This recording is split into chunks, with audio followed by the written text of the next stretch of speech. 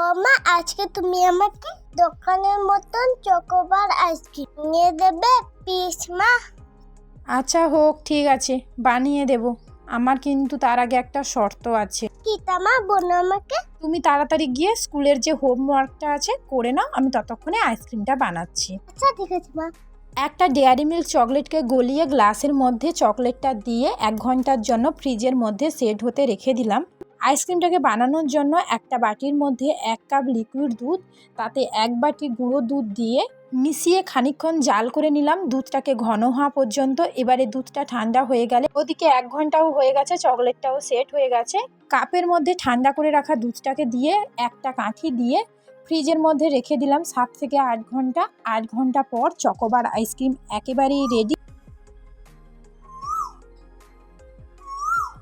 একটু ওদিকে কোকিল ডাকছে, আর তুই আইসক্রিমটা খেয়ে বল কেমন হলো। খিদে